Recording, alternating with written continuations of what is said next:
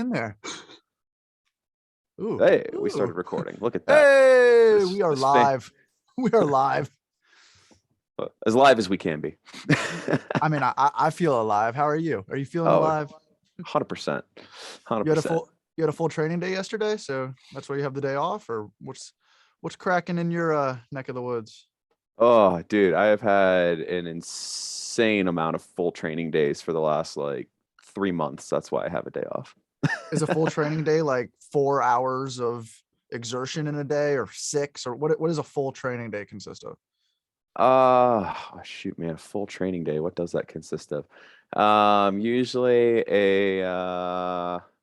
my fullest days are usually Wednesdays and Fridays. So like we'll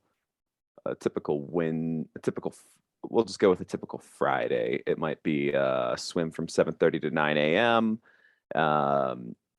Do a 30 to 45 minute easy bike ride at about 11 a.m. Immediately get off the bike and do a 7-mile uphill tempo run. So that normally lasts about an hour and 5 minutes.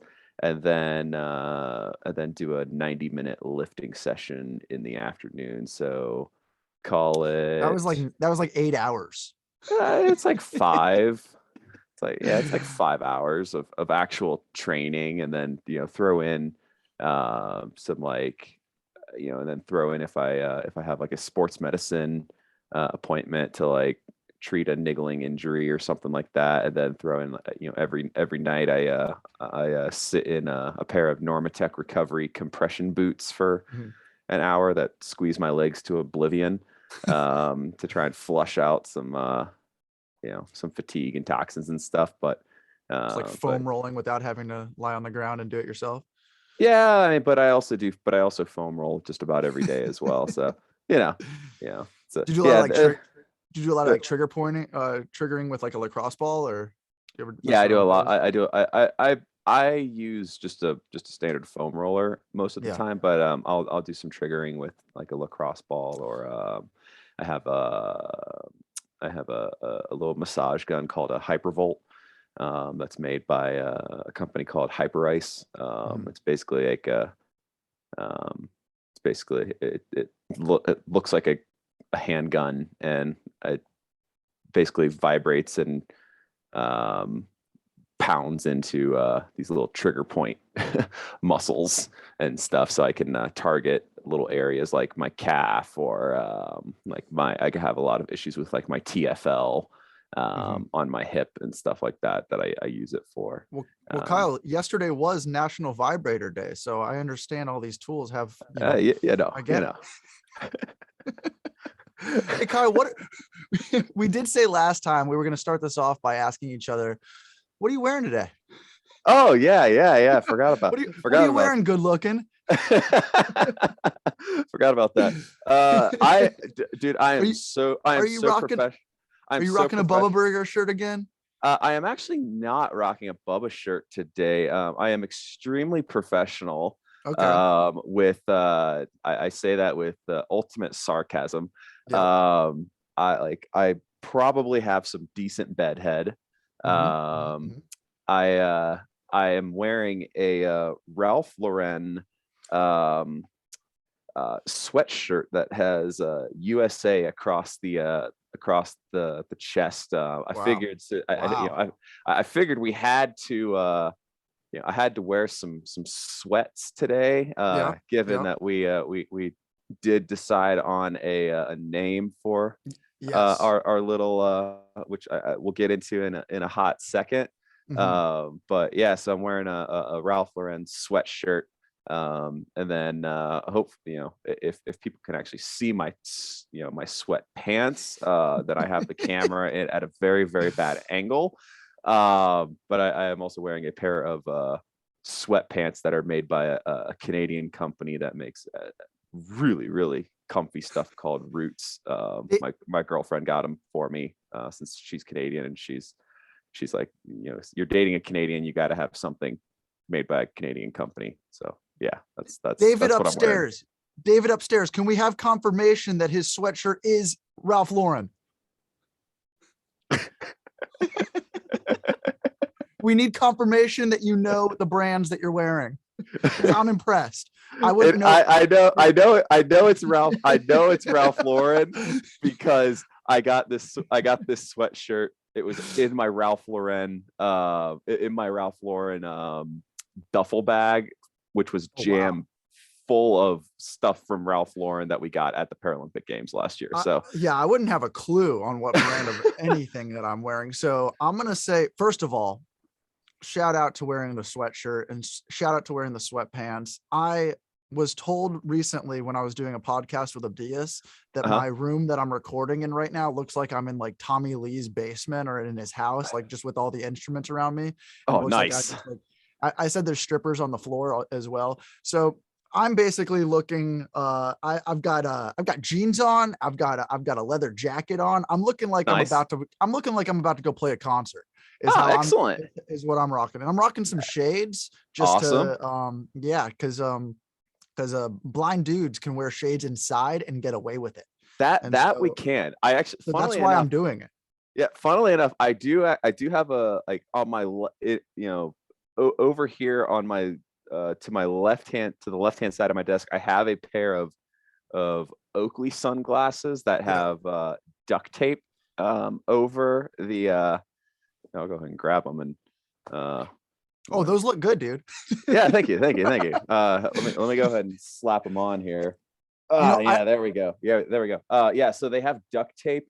They have black duct tape over the lenses, and that's because in triathlon, I'm required to wear, because I'm totally blind. This makes absolute sense. I'm required to wear glasses that actually black out all the light, since so that I can't cheat and see where. Wait, are you really? Yeah, that actually is a thing for all of your competitions. Yep. Oh wow. Yeah, that's actually really interesting. Yeah, so that's only a rule for the totally blind athletes. So like that way, like if someone was to go in and be like, yeah, I'm totally blind, like me. Yeah, but they actually have some light perception, or like they are just totally lying and they can see. Yeah, then this levels the playing field for at least that classification. So if I wore those glasses, I could compete as in the totally blind category? Technically, yeah. Whoa, Kyle, yeah. I'm coming for you, man. I'm coming for you. watch your back, buddy. Yeah, fun times, man. I'm not too worried about you, Jared. Uh-oh. That's probably too much of a barb. No, man, you put your mind to it enough. I'd be scared of you. No, that's for sure. I wouldn't be scared of me at all. I'd be scared of me in other things, but not swimming and running and cycling. I wouldn't worry too much. So yeah, I got that pair of Oakley sunglasses, and then on my right hand, I got this. I got a pair of sunglasses from a company called Samarpo.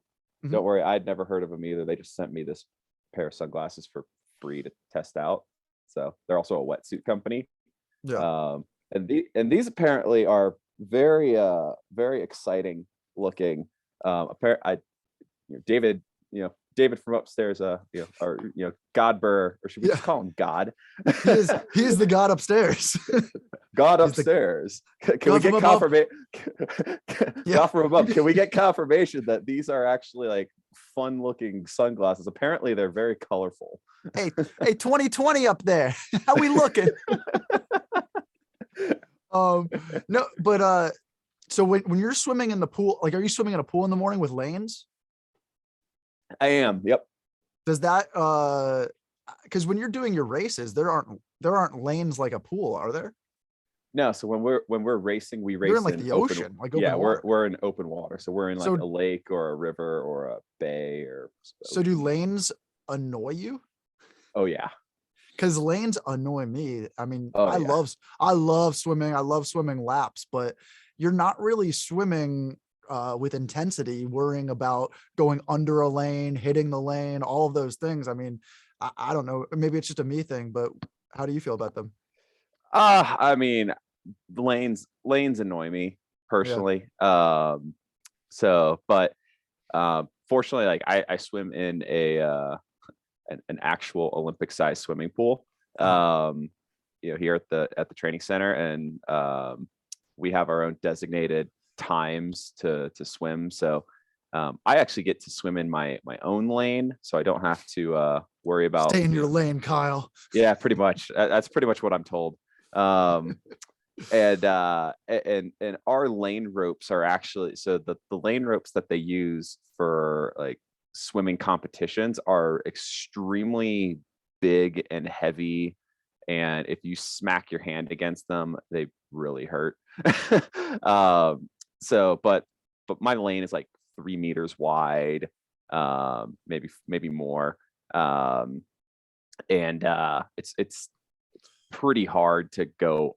I mean, I have gone under the lane line before, but it's pretty hard to to go under the lane line. Yeah. But then what I have found more annoying in the until I moved to the training center, started training here, was when I would swim at at like just a regular like a regular gym swimming pool or something like that. I had to like count my strokes a bunch so that I knew when the wall was coming. Otherwise, just plow into the wall. Have you had one of those? Like a bad accident? I've had a couple where I've like smashed my head into the wall and like, seen some stars. That must have been nice. Definitely like gashed my hand open on a wall, running into the wall or the lane line or something. But that's your version of stargazing. Yeah, exactly. I like it. But no, so since moving to the training center, to prevent that from happening as much as possible, it still happens on occasion. But to prevent that as much as possible, we actually set up these hoses at either end of the lane line with like a sprinkler head on them. Right. And we basically spray this, spray the lane with at about 3 meters out from the wall, like have this just stream of water pouring down, so that as I'm swimming, if when I feel the water, I know, okay, I'm about 2-3 meters out from the wall. Get ready to crash and turn around. So are you doing those crazy turns that they do in like Olympic swimming when they're doing swimming when they're swimming in lanes? I don't. Okay. Yeah, flip turn. I mean, flip turns, I could probably learn to do it. Yeah, but you're like, they're going off of when they know the wall's coming to do that, right? Yeah, I mean, and technically, if I like with the way that we have our hoses and stuff set up, I technically could learn the timing and stuff. And then in like in pool competitions for blind athletes, they do flip turn as well, but they have someone that stands at the end of each lane and taps them to let them know, hey, time to flip turn. But yeah, but because I race in open water, the flip turn is primarily a speed tactic, because you can go a lot faster by flip turning than just turning around like I do. But since I swim in open water, we don't have walls to push off of and stuff in open water, I don't necessarily, it's not as critical and important. All right, Kyle. So I consider myself to be a self-proclaimed Navy SEAL when it comes to loving the ocean, loving just being out there. I mean, I'll frolic for hours. Totally. And I need to know, because when I'm swimming, I swim with intensity, but I mean, how do you know which way to go? Like in a race in open water for direction do you get yourself turned around? Are you like, how do you know which way to consistently head? Because I mean, when I'm out there, I mean, you can get turned around really quickly in the open water. Oh yeah, you definitely can. If I was if I was actually out there swimming by myself, I would be swimming in circles more than likely. But no, when I'm swimming in open water, I swim with a guide. So my guide, for me, he swims on my left hand side, and we have a bungee cord that wraps around my upper left thigh and his upper right thigh. Okay. And so then I can feel the tension of the bungee cord pulling to the side. And so I Really? know that that's where my guide is. Okay. And so I basically swim as straight ahead as I possibly can. And then what my guide will do is when we come to a turn, so they mark the turns in triathlon Yeah. with these buoys.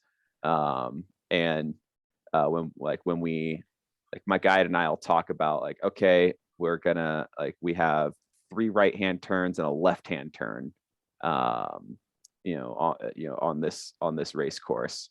So my guide will, he'll like double tap my shoulder to indicate to me when we are at the turn. So like as we're approaching a turn, like I know because we've discussed it. The first 3 times that he double taps my shoulder, we're going to be making a turn to the right. And we'll discuss like, all right, it's going to be a hard 90-degree right hand turn, or like it's basically going to be a big arcing 180-degree turn, or it's just going to be a gentle curve to the right or something like that. So yeah, he'll double tap my shoulder to let me know, hey, we need to turn. And So will you yeah, have a that's different how. guide for the water, to the running, to the cycling? Will it be a different Nope, person, or nope. same person goes the entire So distance with yeah, you? same person goes the entire race. So Okay. that's one of the challenges of Yeah. triathlon, is that you have to have, because they have to be On. a way better athlete than you, because Right. they need to be able to go at your pace and still be able to talk and communicate and Yeah. I mean, do everything. So what if they're having an off day? yeah, so my rule of thumb is Mhm. on their worst day, Mhm. they still need to be faster than me on my best day. So are you training with that person for your like training camp leading up to your race? Or are Uh, they s- like do they just meet you down there? I've done it both. I've done it both ways. Uh-huh. So like getting for the Paralympic Games, my guide actually lived here in town in Mhm. Colorado Springs, so we trained together a couple times, 2, 3, 4 times a week together, and then we trained every single day in like the month leading up to the actual Paralympic Games themselves. This year, my guide, my primary race guide, his name is Zach. He lives in San Diego, so Mhm. he'll come out to Colorado Springs for a week or 10 days leading up to every race that we're gonna do together. Yeah. And so we'll get like a solid week of training in together, and then go and do our race. But in the past, I have done it before where like I'll just meet my guide at the race, Mhm. and we'll get like 2 or 3 days of quick little refresher together. So I've done it all I've done it all ways. It's definitely adds an element of excitement. Dude, are these just like some of the most amazing humans you've ever known? Because this just sounds like one of the most challenging things you could ever do, and one of the most selfless things you could ever allow yourself to go down, like that journey of guiding somebody. I mean, like you said, you have to be a superior athlete than the person you're guiding, and it must be like a humbling experience too. Yeah, I mean, I would say there. I mean, all the people that I have been guided by, are, they definitely have a level of selflessness for sure. I mean, I've been guided by some incredible athletes, incredible human beings. But yeah, it's a really awesome experience. Now that I'm at the quote unquote professional Right. level of Hmm. of the sport. My my guides, they are, um, they're compensated the same as I am Hmm. for, when for like national team status, or stuff like that. So they receive a lot of the same benefits that that I do, like their travel is covered, and like I make sure to cover, like, even if USA Triathlon isn't covering their travel and expenses, then I take on that responsibility and cover my guides' travel and expenses and that kind of stuff. So throw them some of them new jalapeno Bubba burgers that I saw you I posting about. you know it, broski. You know it. Those sound really good. Dude, I'm so stoked to try. I'm so stoked to try those. So yeah, funny thing about that. So my dad actually like came up with the concept of the jalapeno infused burger about 15 20 years ago. And so Bubba had this this jalapeno infused burger for a long time, and I'm not sure if we're still selling it in stores or not, or if it's just sometimes it's a limited edition. But yeah, for those of you that follow me on Instagram, or you follow Bubba Burger or Bubba Burger Adventures, you'll see that I just posted a couple weeks ago, or last, I don't know when it was. It also depends on when we actually release this episode. It could be like 6 years from 7 years ago. Yeah, 7 years ago. You never know. Back in my day with the jalapeno burger. Yeah, we so Bubba just announced that we're releasing this summer a jalapeno and cheddar burger. So it's jalapenos. Hit all of your fitness goals. Exactly. So it's jalapenos and cheddar cheese inside of whole muscle USDA Choice Chuck premium quality ground beef. And it took him 15 years to come up with combining the two. It's something like that. I mean, this should have been done a long time ago, just in my personal opinion. So yeah, you betcha I'm going to be getting my hands on some of those at some point. And how many of those could you crush after a training day like you described on a Wednesday? How many could I crush, or how many would I want to crush? Could is the word. At least 4. That's what you could do.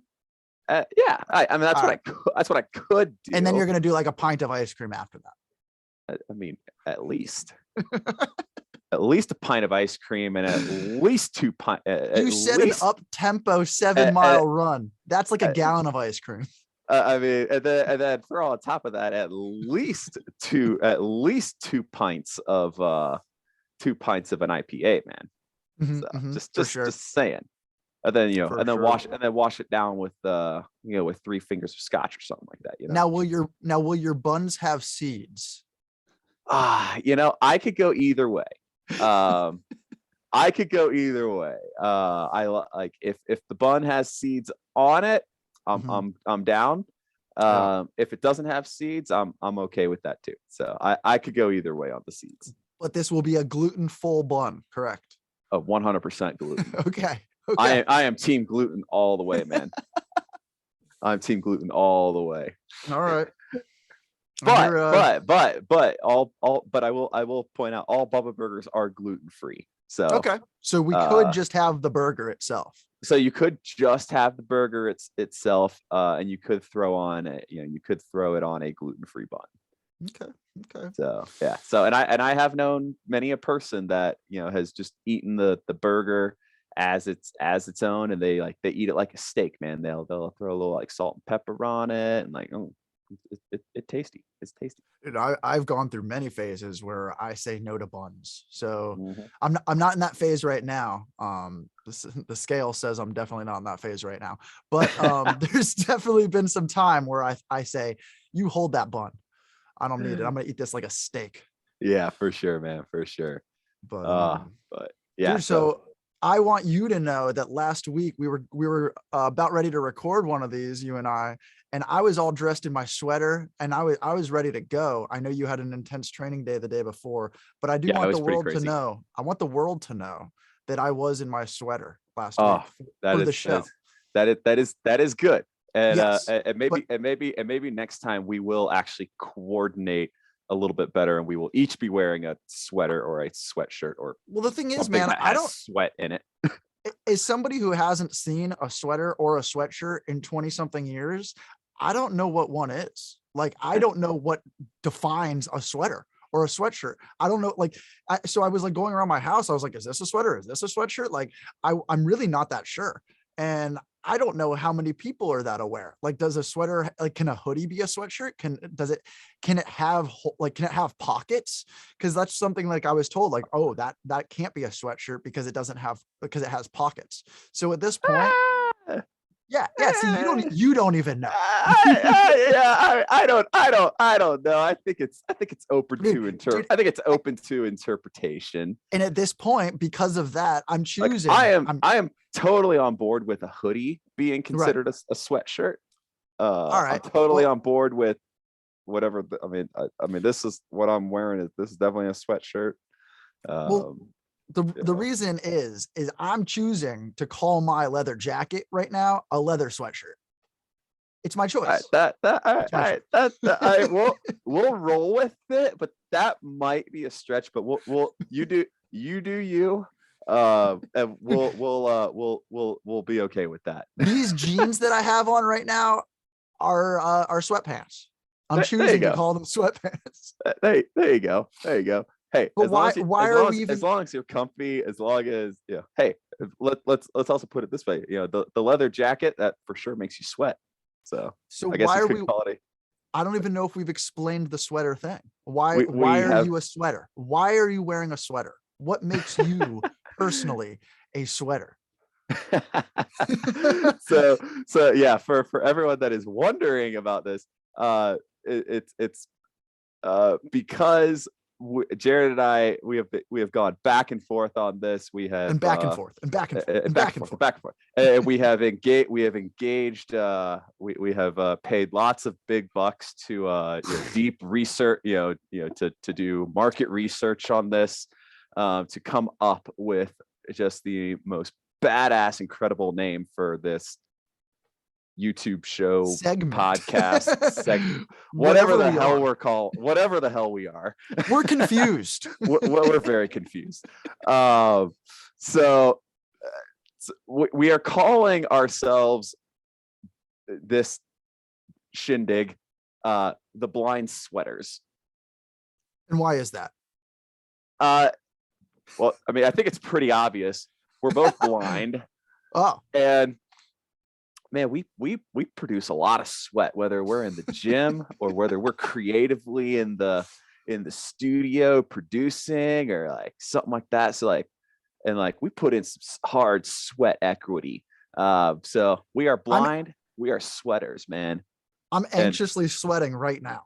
Exactly, man. I gotta I gotta I have to have my can of sparkling water right here because I sweat so much that I gotta keep replenishing. I just need a towel to wipe the sweat off my face. Whew, man. I mean, let's be honest, Jared. I mean, according to your significant other, you're so darn hot that everyone has to just anytime any of us are in your presence, we gotta just be toweling off the sweat because you make us all sweat.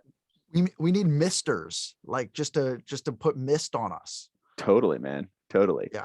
No. We should try to find a Mr. sponsor for the show here. I could be your Mr. sponsor. Oh.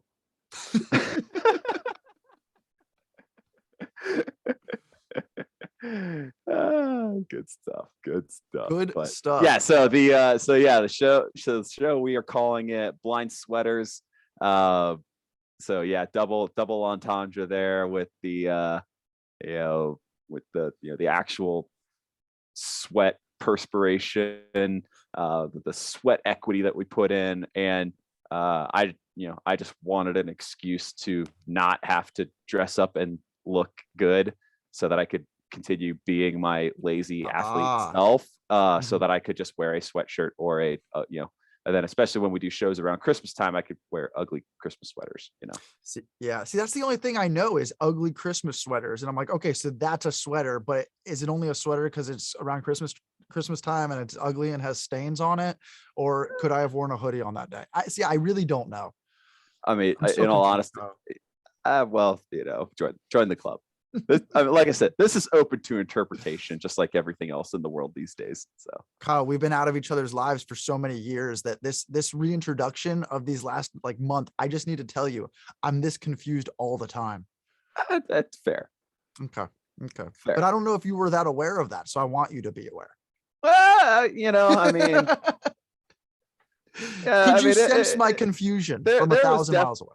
There was definitely, it had been, it's been like, I don't know, 10 plus years since we've actually seen each other and hung out with each other in person. And the last time we did hang out, we were in a garage studio, just, jamming for hours. Were you concerned about me then, about my confusion? I was 100% concerned about you, my friend. I don't know where you were going. I don't know where you were going. I just knew I was sitting around, jamming on a drum kit, and you were, between sets, Brian Boyhan and I are like chatting, like we're like, oh, what should we play next? And you're just over there on the left, just like shredding away, I guess. And we're like, I guess we're just gonna follow him. Okay. That's usually how it works. That's usually how my jams go. It's like there's just two people in a room, and it's like, okay, I guess we're gonna just noodle with him because he's just over there noodling. Yeah, that's pretty much how it goes. I mean, it was like one of those things where dude, it's crazy. That's why I just like to play with myself, Kyle. I'm not gonna touch that. I don't want you to. Honestly, man, that's one of the reasons I got dude, seriously, there's no one around here at the training center to like jam with. Like musically. So like I had to get a looper pedal just so that I could jam with myself. Are you decent on the looper pedal? Because I mean, that's a skill in itself, says Ed Sheeran. It took a little bit to get used to, but yeah, I got to shoot you over some of the stuff I've done with the looper pedal. I think I'm pretty solid. So actually, funnily enough, I covered a Junkie Rush song. Really? And I used the looper pedal and put that up on my YouTube channel. So yeah, I gotta shoot that one over to you, man. That one was which song did you do? It Got a Little Strange. No way. Yeah, it was I did it on my nylon string. I laid down some rhythm on the body. And then I did the I mean, I'm no Bobby Coble on the guitar, that's for sure, but I did my best impression. That is true. Yeah. And I'm no Abdias on the when it comes to the trying to lay down that rhythm on the trying to fake my way through. I didn't have a set of he even plays that guitar part really well, like, because he's really good on classical guitar. So I even remember hearing him play the Got a Little Strange guitar part at my house when I was growing up, and I was like, oh, okay, so even their drummer can do this perfectly. I'm just completely screwed.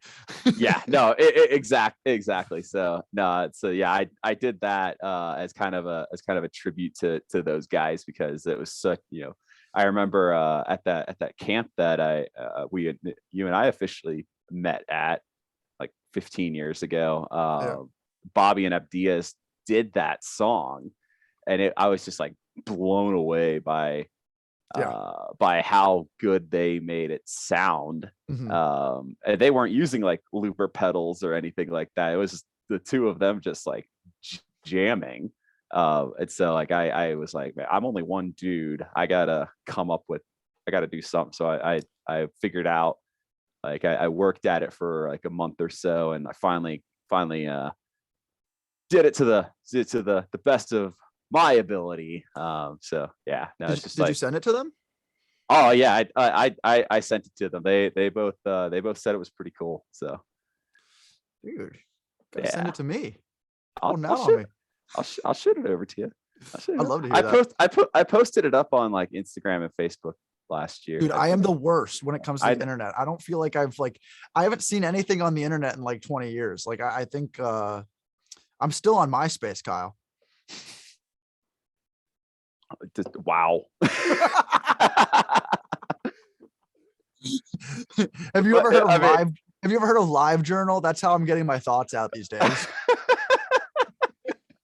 Oh my god, I haven't heard of LiveJournal. How do you listen to music? Pure volume? You still go and like, you still put in like cassette tapes? Like, what the hell? Dude, I'm still in AOL chat rooms, getting kicked out, getting kicked out of them. Oh my gosh. AOL chat rooms. Oh my gosh. But once you tell me how Dial to up use internet this, over there. once you show me how to use this Instagram thing, maybe I can hear your God a little strange. It's on my YouTube channel. I'll text it to you. What's the name of your what is the name of your YouTube channel? See, this is how bad I am. I actually don't even know if it's named anything. It's just Kyle Kuhn. How are we gonna make anything ever successful when I can't even like It's why we got the man upstairs, man. That's why we got Godber. He's got, Godber, make us successful. Hey, 2020 up there. Hey, 2020, how we looking? Godber's he's probably like, oh, what did I Dude, get myself into? he hasn't said anything in my headphones since we started. I think he ran away. It's a strong possibility. Okay, man. So we've shifted over to talking like some music stuff and all that. So I actually got to know. It's like, okay, like so you kind of described your room as like, you got a bunch of guitars and Yes. stuff floating around. So like my room is just an absolute mess behind me. I've got like, I think I have a guitar sitting on top of a dog crate back there. Like my bed is like pretty messy and all that. But I gotta know, number one, how many guitars do you have? And number two, what are all of they? Oh, so I've accumulated a lot of guitars over the years. All right. So I started out when I was 13 years old. The first guitar that I got was I went to Guitar Center with my dad and made horrifying noises come out of this amp because I hadn't seen a guitar. I didn't know what I actually took like 2 acoustic guitar lessons about a year earlier.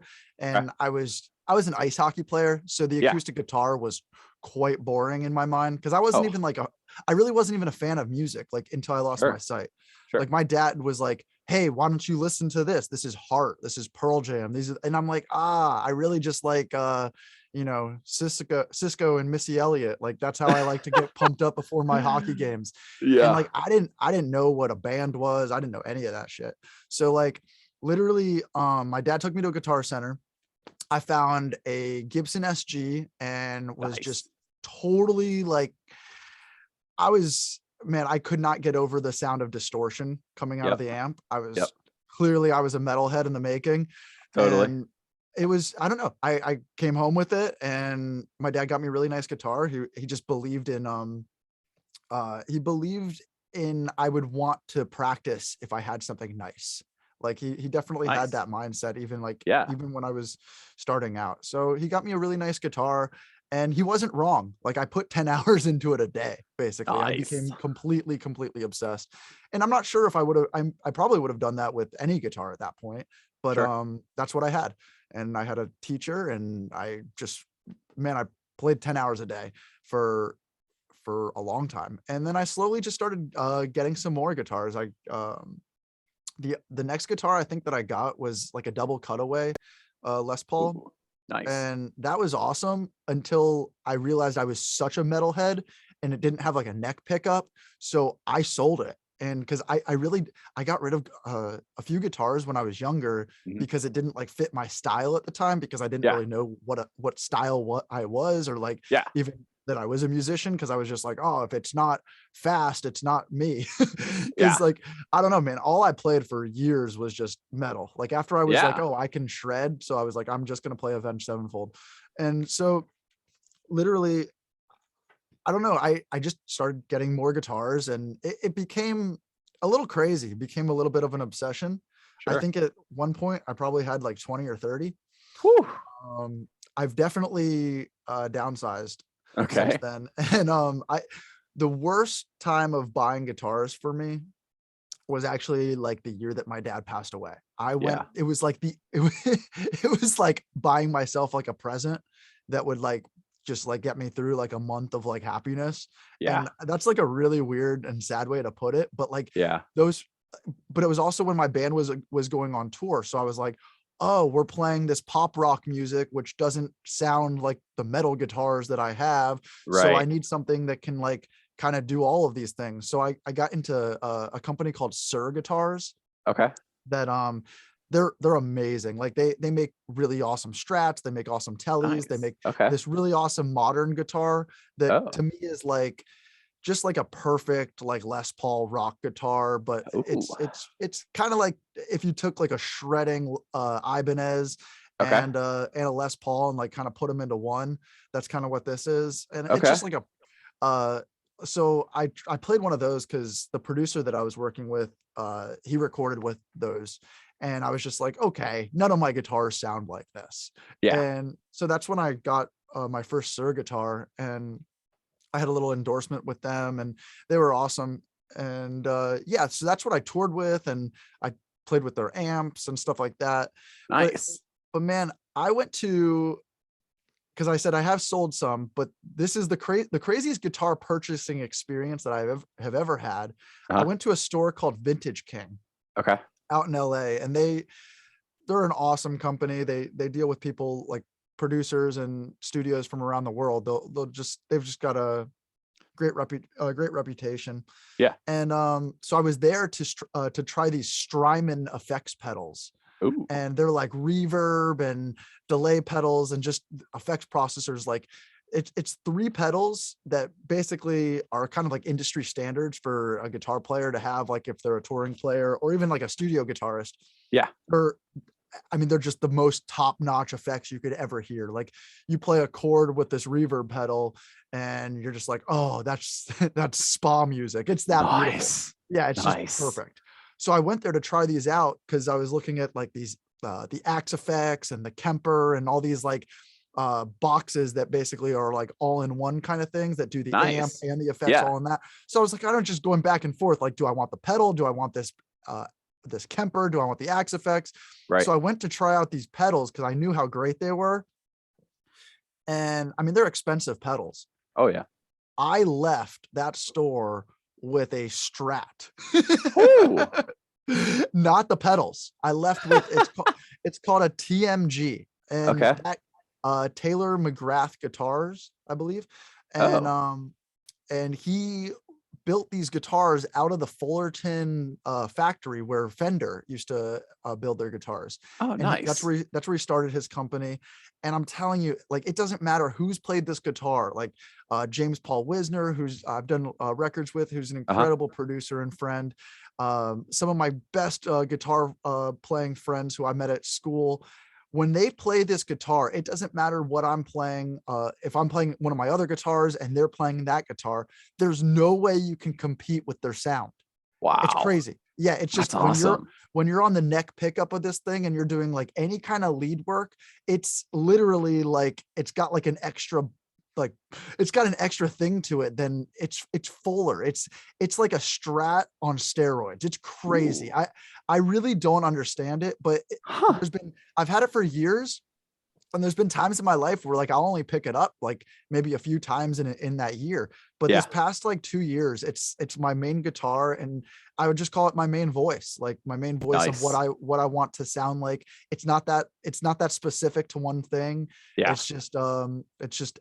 It's very natural feeling. It's like natural to how you would want to communicate the language of music. Love it. That's Yeah. awesome, man. So at this point, like I'm honestly like I'm still willing to get rid of a lot more stuff. Like David and I have sold a lot of gear recently, and we've just been, just focusing on what's important. Yeah, And a lot of times it's not like a lot of the hardware and a lot of the preamps and stuff like that, because it comes down to, you really want a simple and effective workflow that can get sure. stuff out quickly. I mean, with Yeah. everything. Oh yeah, no, for sure. I mean, yeah, no, I it, you know, hang on to a couple of things, because whenever I do come down there, I need to play around with a few, and I might buy one of your electrics or something off of you, because I need to add I only have one electric in my collection right now, so I mostly got acoustics. And my collection is super small compared to yours, man. But yeah, I've got, yeah, and my guitars are all spread across the country in my various Homes. locations. Yeah. I have many homes. My many nomadic stops. So like my Gibson, my 50-year anniversary Gibson Les Paul is at my parents' house. That's my only electric guitar in my stash right now. My GS Mini Koa is at my parents' house, which I really need to get back here to the training center because I love that guitar. And then I've got my Taylor nylon string here at the training center. Then I have my Taylor 210E here at the training center. And then I have an acoustic guitar up in Canada at my girlfriend's place. It's a Godin acoustic guitar, so it's all mahogany, which is beautiful sounding guitar.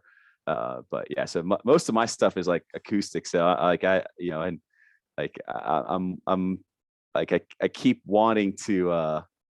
I need to add another electric, especially to have here at the training center. So my ears perked up when you said the TMG. I'm like, I like the sound of this, man. So Dude, they're awesome. If I could be like a TMG, I would like to represent them. Like I need more of them. I would like to yeah, get rid of all of my guitars, and because they have like so many different models of them. And yeah, it's interesting because I've actually only ever played this one that I was at the store to try out these pedals. But if they're right. all got a similar thing to this, it's it was so interesting walking up to the checkout counter, and the guy's like, "Yeah, man, what do you think of the pedals?" I'm like, "This guitar is leaving the store with me right now."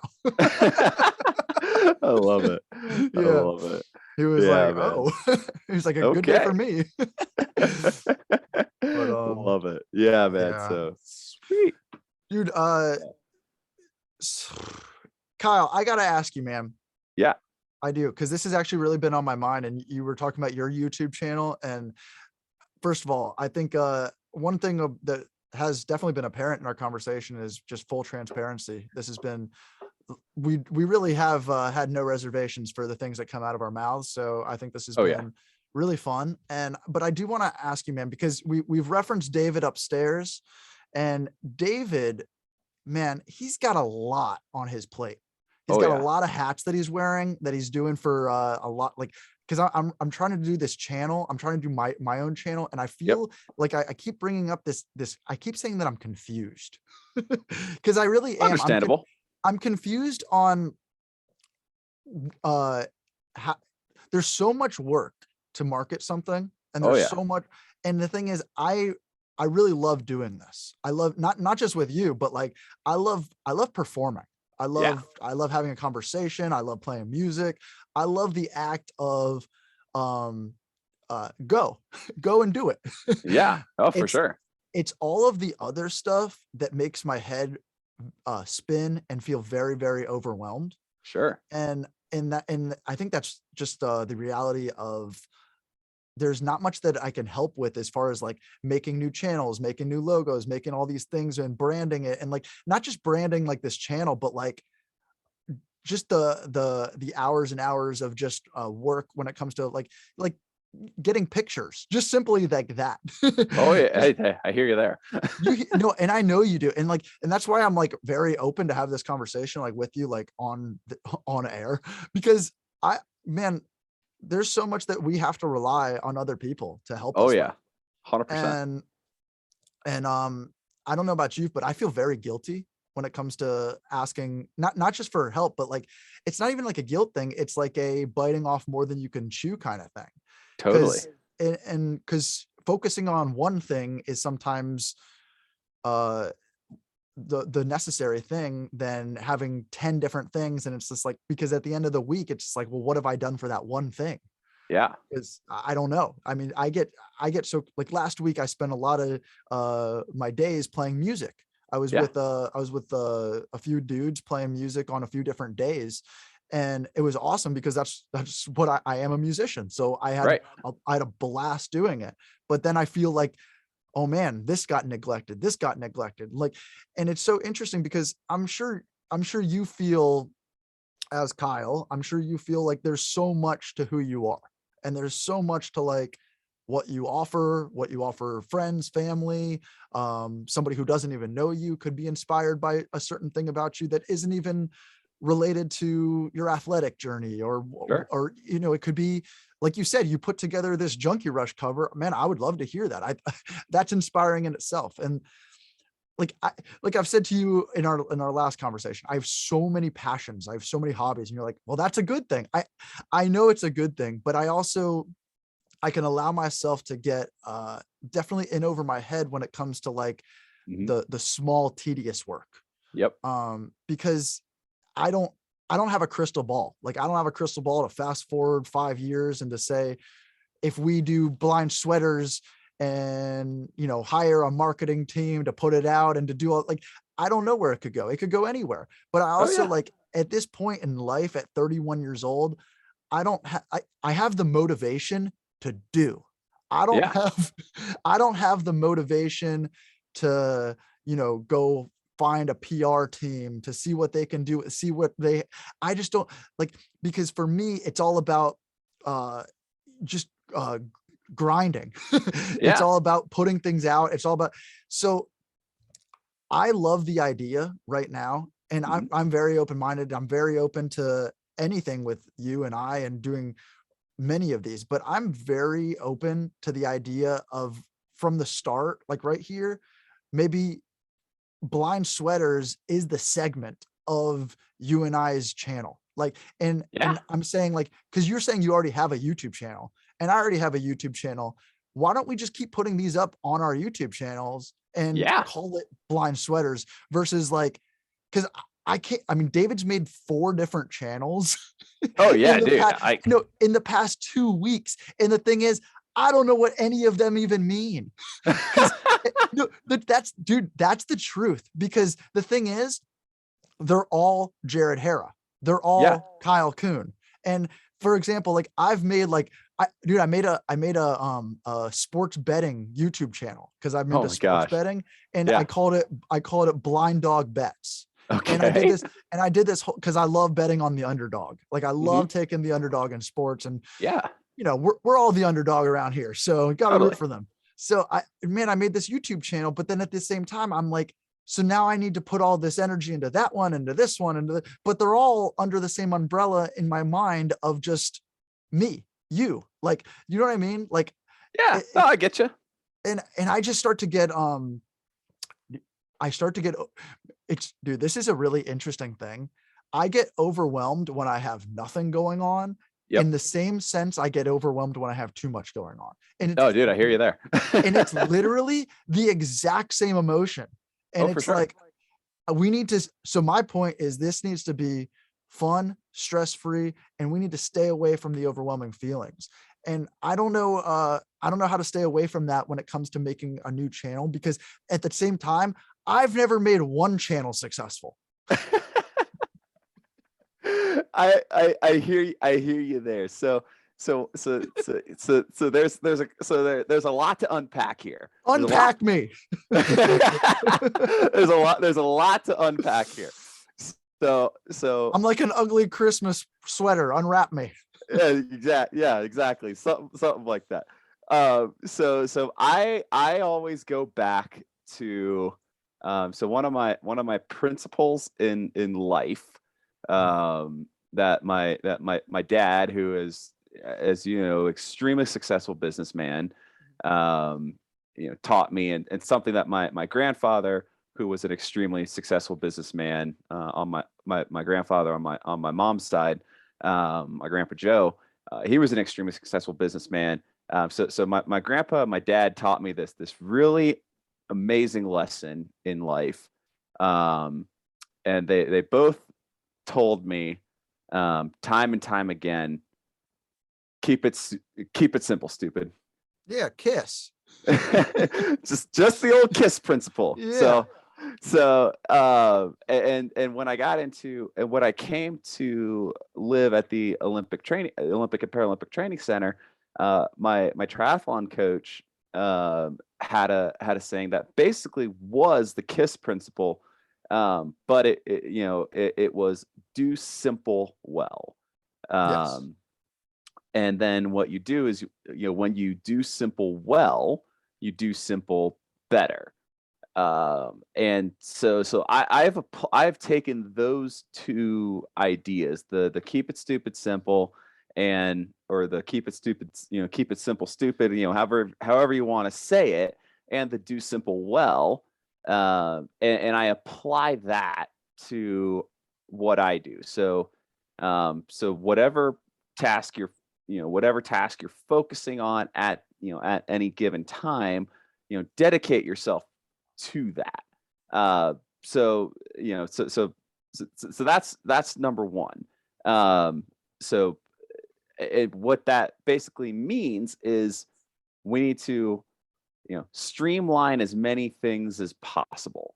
So if that means we create one YouTube channel that focuses on our partnership, Kyle and Jared and Kyle, whatever that is, the Blind Sweaters YouTube channel, where we just host this show, or if we decide that it is easier, and more streamlined for, say David to drop all of these into a Dropbox folder or a Google Drive folder or something, and so that I can upload it to my channel, and and then he can upload it to your channel, then that's fine with me too. So, and then and then what you could do, like, so like I'm definitely open to both of those. I'm imagining my channel being like this media platform where like you can go to it and there's this intro that says like the Kyle and Jared show, like basically the Blind Sweaters is one segment on my channel, and you can get sports betting, you can get cooking, you can get podcasting, you can get all of it. But ours is this ongoing Blind Sweaters. Yeah. Basically you have the Jared Hara channel. Yeah. And then what you do is you create, on YouTube, it's like a subgenre. It's a subgenre or a series. Right. Exactly. So yeah, that's basically what I'm aiming to do on my channel as well. So like my YouTube channel, I have some stuff that relates to, my athletics. I have some stuff that is, my music, and then I have some stuff that revolves around other stuff, and and this would be part of it, and it would basically be a series. So yeah, I'm thinking along the same lines. So yeah, I think that's something, a possibility.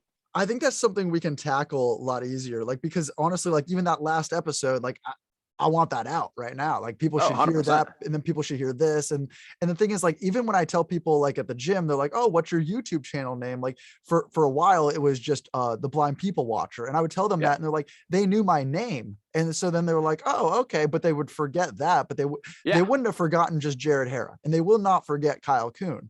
No. But like Blind Sweaters, they're like, "Oh, do you knit? Like, what are you doing on your show?" Like, no, like, I think what we need what we need to do is, you know, we could do, you know, we could do I think it's a great idea where if we just upload this directly to both of our channels. I mean, Dude, I think so too, and just tag it and promote it. Yeah, and we just tag and promote this to our audiences, and we Right. continue to grow this. Right. And then look, when the sponsors and the high, you know, the high rollers come knocking down our doors wanting to, you know, throw sponsorship dollars and When stuff the at us, all-seeing eye of the that's when we start to you know, that's when we make it our own channel, and that's when we, you know, and then that's when the partnership probably breaks up because we're fighting and scrapping over pennies. You know, who's going to be making $1 billion and who's going to be making 999 million, you know. Hey, I'll land some good ground and pound, man.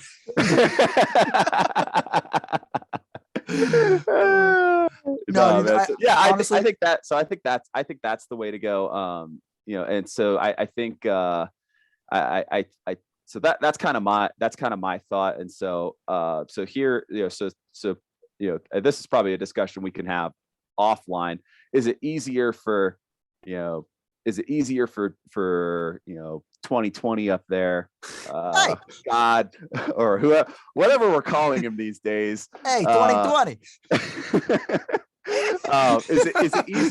Is it easier for him to create one channel and upload one video, or is it easier for him to upload this video to your channel and upload it to my channel, if I give him access? Or is it easier for him to just, you know, upload it to your channel and drop it into a Google Drive folder? Or, you know, what makes it streamlined for the three of us, so that, you know, because I'm like you. I like to get on here, perform, right.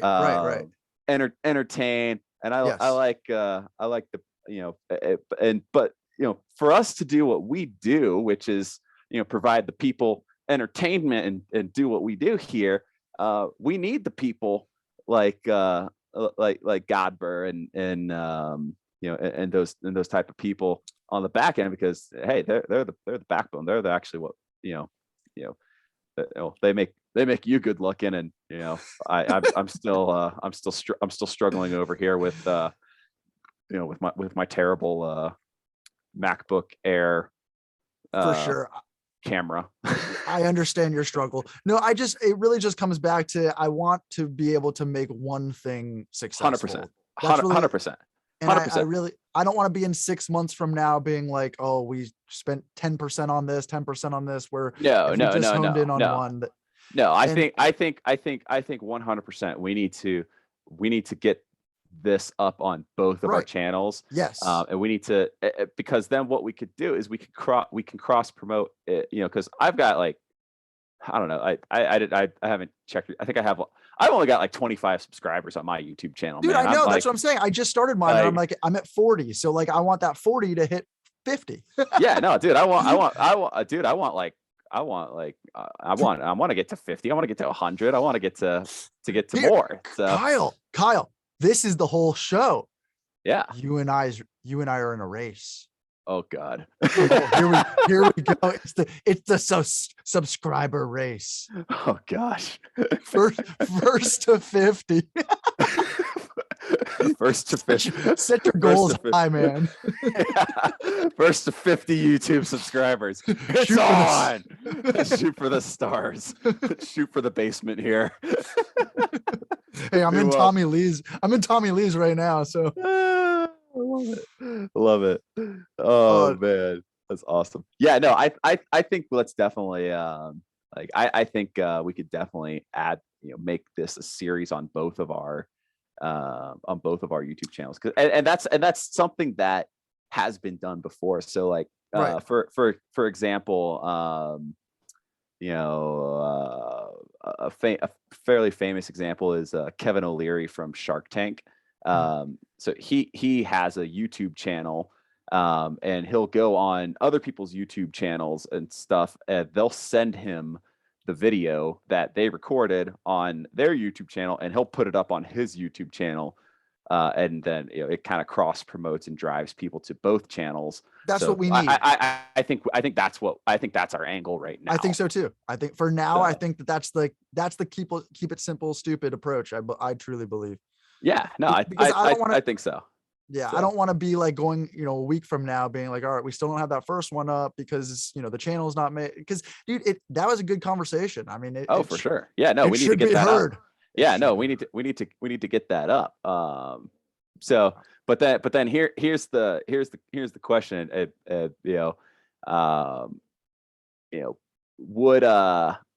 Would 2020 up there be willing to because I can give him access to my YouTube channel, like, and he can just slap, if as he can open 2 tabs and upload this video to both of our channels basically at the same time.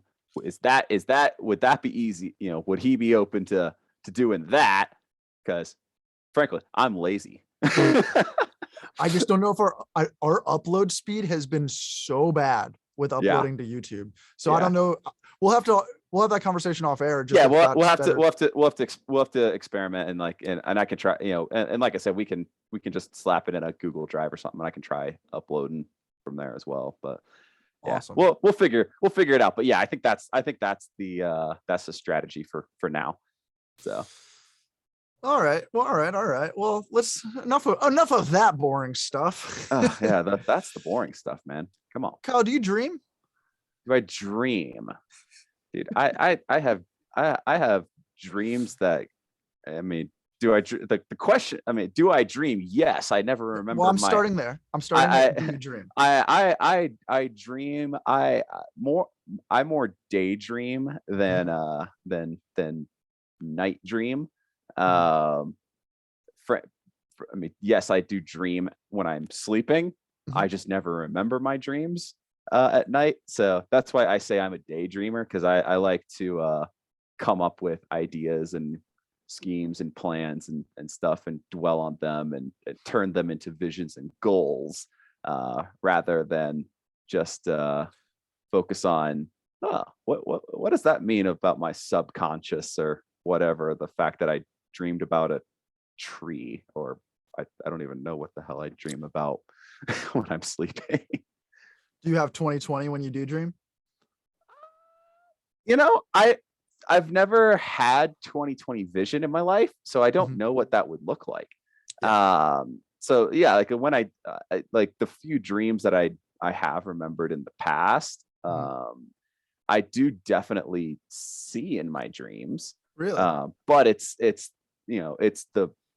the vision level that I had when I was a little kid. So yeah, like, sometimes that's like I dream in like cartoon land, because that's what I watched as a kid on television.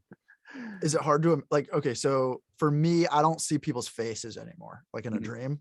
Like, and that's like, I can still dream, I feel, but like there's no detail. Yeah. Is that kind of similar, or? Yeah, I would say that's fairly accurate. When you daydream, do you daydream with visuals in your mind? I would say so. That's really interesting. I definitely well, I mean, so there's, so you got this concept of if you can see it, you can believe it.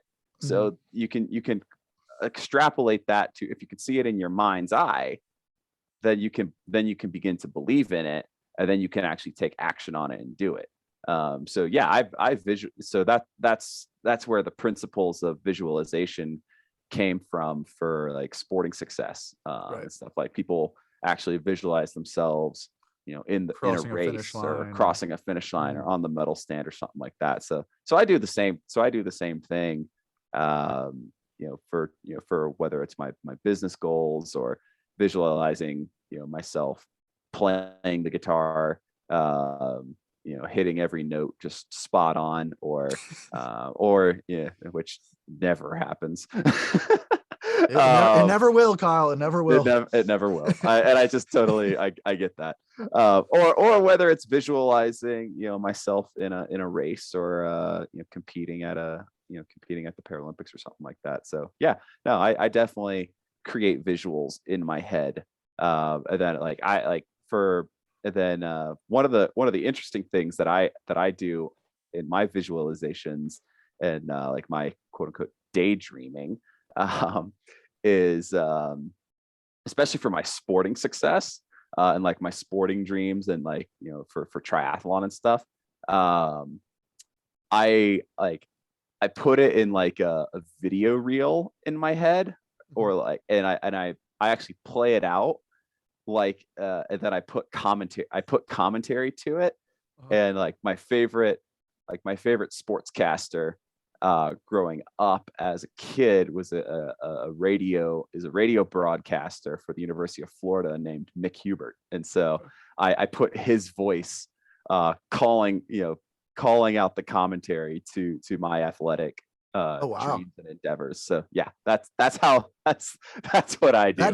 that is deep. Yeah, that's the kind of stuff that I do. And so yeah, you got to go check out some of like Mick Hubert's calls for like University of Florida football and basketball games. He's got this like his signature is going, oh my. So I'm like, so like across the finish line, oh my, Kyle Kuhn across the finish line. Just ridiculousness like that. So Do you have a race coming up that you're getting ready for? I do actually. I'll be racing in Yokohama, Japan, in on May 14th, Japanese time. So it'll be like May 13th here in the US. Wow. Yeah, so I'll head over to Yeah, when do you Japan. get there? I'll fly over. I leave here May 9th.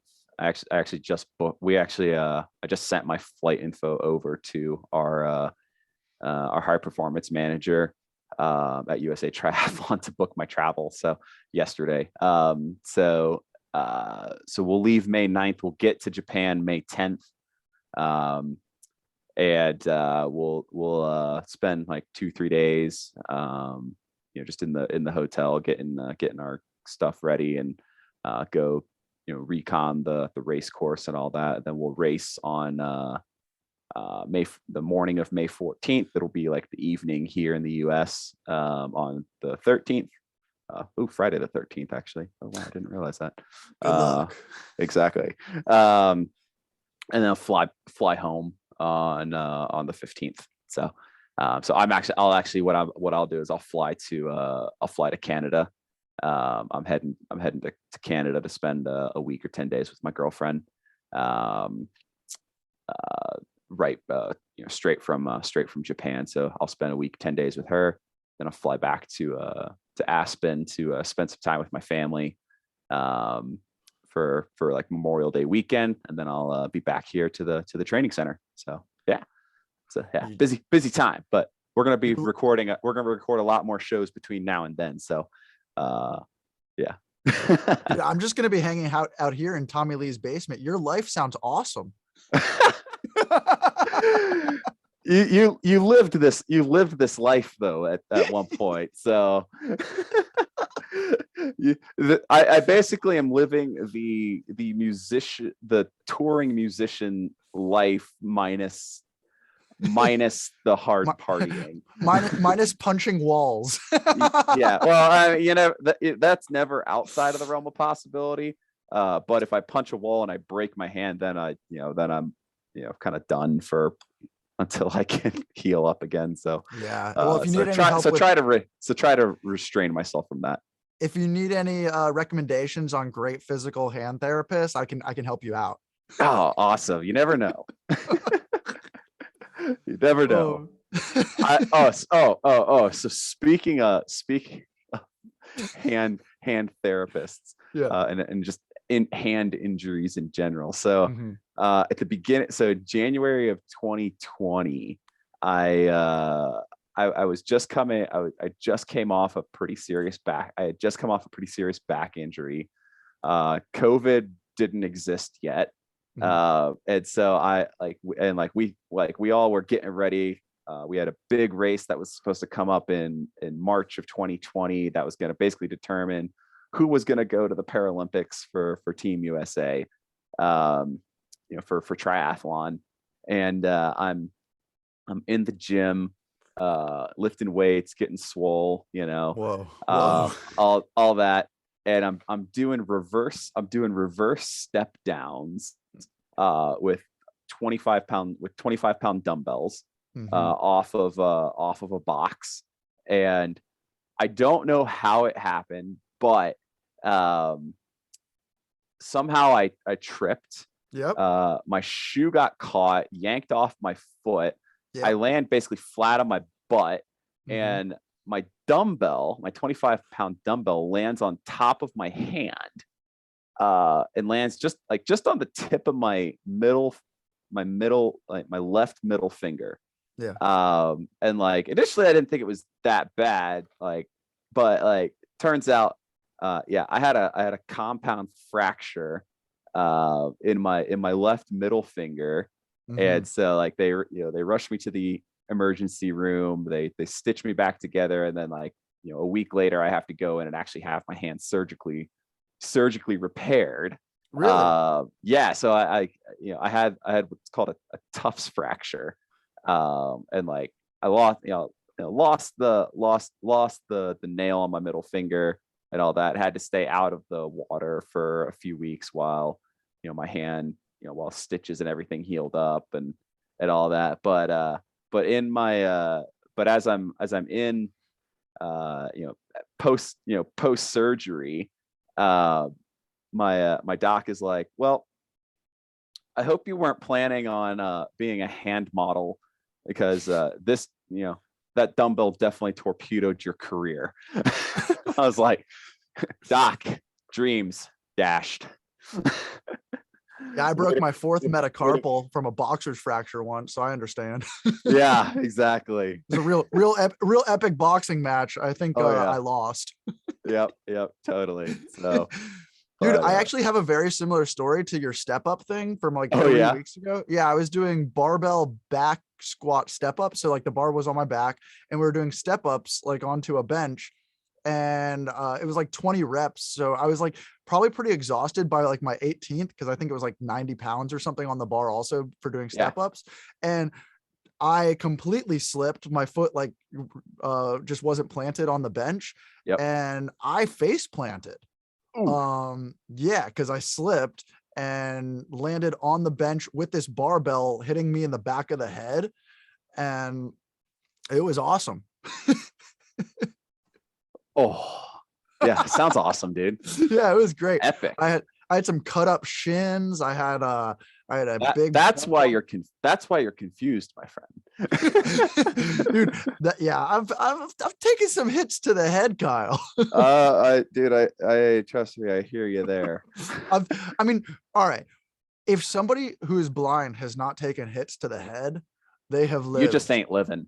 They have lived a very careful life. Yeah, you've just been sheltered, and you've probably stayed in sat in one chair in one room your entire life. Because yeah, I can tell you honestly, like when I was losing my sight and I was like still having to convince everybody on playground that I was still just like 2020 up there.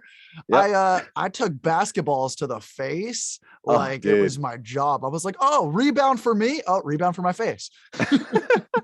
Oh, dude, I can't tell you how many footballs to the face, basketballs to the face, baseballs to the face, hockey pucks to the face. Like, oh man, dude, like my face was just it was a constant, it was like ball meet face meet ball. So my best with football was like a pickup game at playground, like in 5th grade or whatever. I was pretty good. I was a good wide receiver until I was going out for that Hail Mary pass and didn't realize that there was a tree in front of me. Because I was focused on the football, and next thing you know, smack in the face. Oh yeah. That was fun. Dude, I actually last week now that we're going down this road, last week I was jamming with some dudes in this Tommy Lee sweet setup that we have here. Nice. And I was having some drinks, and literally this is like, just because the lights and everything in this room, I can see some light. I had no idea where the door was to exit this room, because it's all kind of like changed up. I was playing for like an hour. I took my headphones off and literally just like went to walk where I thought the door was and kicked my brand new camera right over. Oh, dude, not the new camera. The new camera that I told you, I was like, hey man, I got this nice camera. It smacked, hit the lip, and yeah, Oh, got super pitted. dude. Yeah, but Yeah, guys. Oh yeah, we should probably tell people. Yeah, apparently, yeah. Jared's Jared's girlfriend, is it fiance now though? Yeah. Yeah, I think yeah. I gave her a new title. Yeah. So Jared's fiance is like, man, you look better on that camera. You look better on camera than you do laying in bed next to me, and Kyle just looks ugly. And I was like, you take that back right now. Kyle is beautiful. Nah, man. So no, I slept on the couch that night. No, so yeah. Eventually, people, I will upgrade the camera equipment when. Who cares? Who cares? Exactly. So maybe. Yeah. Well, I think it kind of adds a little spicy element to this. So Kyle, like I told you, I sold a bunch of gear and I got a camera that I will never be able to appreciate. That is very true. I sold gear that is sound based and got something that I'll never be able to appreciate. Go figure. Yeah, that's true. I mean, I'm wearing like a pair of $15 headphones, like a headset that I got off of Amazon. So I mean, seems to be working all right. We'll take it.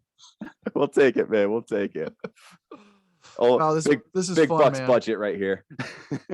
I feel like I could talk just forever. Like I feel like if we don't set like some bit of a time, we should never set a time limit, but we just need a way to say, yeah, we do need goodbye. Yeah, we do. Yeah, blah, man. Blah blah blah blah blah. We need to like. We need to have some type of like music or something. Like David just needs to play us off like we're Will Smith at the Oscars. Yeah. No slap this time. No slap though. David, no slaps. No David, slaps. David, if you walk up on stage, I expect a knockout punch.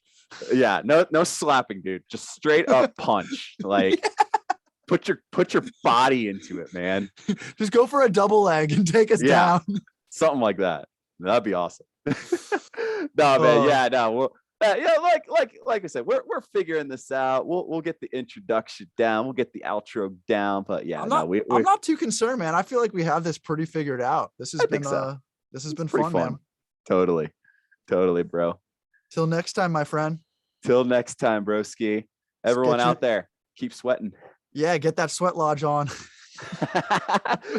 We'll be back at the sweat lodge soon, y'all. Yeah. See ya. See ya.